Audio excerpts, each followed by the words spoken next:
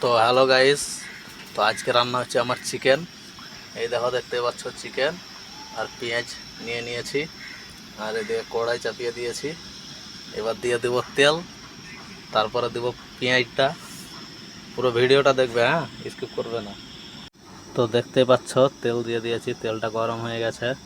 এবার দিয়ে দেবো শুকনো লঙ্কা, তারপরে দিয়ে দেবো তেজপাতা,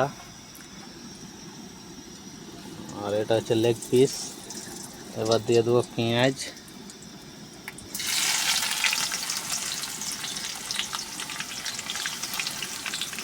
এবার পেঁয়াজটা একটু লাল হয়ে যাবে, তারপরে দিয়ে দেবো চিকেন। তো দেখতে পাচ্ছ গাইস, পেঁয়াজটা লাল হয়ে গেছে। এবার দিয়ে দেবো চিকেন। প্রথমে দিয়ে দেবো লেগ পিসটা, তারপরে দিয়ে দিচ্ছি চিকেন। চিকেনটা একটু ভাজা ভাজা হয়ে যাবে, তারপরে তখন দিয়ে দেবো মশলা যেটা লাগে।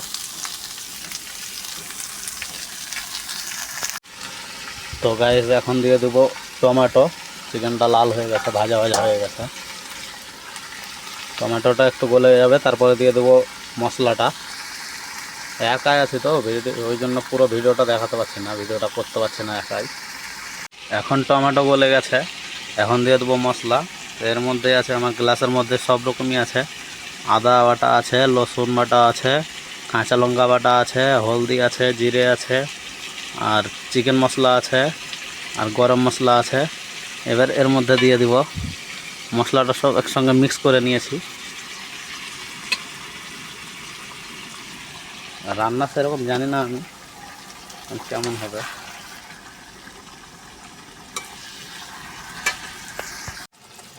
তো গাইস দেখতে পাচ্ছ রান্না প্রায় হয়ে গেছে। তো এখন আমি লবণ চেক করছি।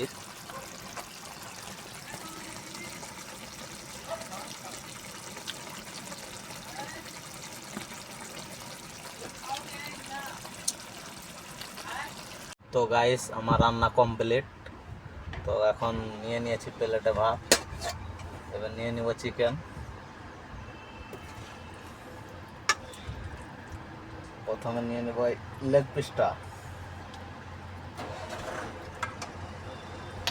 চিকেনটা একদম কষা কষা করে বানিয়েছি, ঝোল রাখিনি একাই, তার জন্য ঝোল করিনি। 5 জনের সঙ্গেই তো রান্না হয়, তাহলে ঝোল করি, ঠিক আছে। 5 জনের রান্না হলে একাই ঝোল করে কী হবে। তো এখন খাওয়া দাওয়া করে নিব। নিয়ে নিয়েছি আমি চিকেন। তো এখন নিয়ে নিলাম চিকেন। তো এখন খাওয়া দাওয়াটা করে নিই।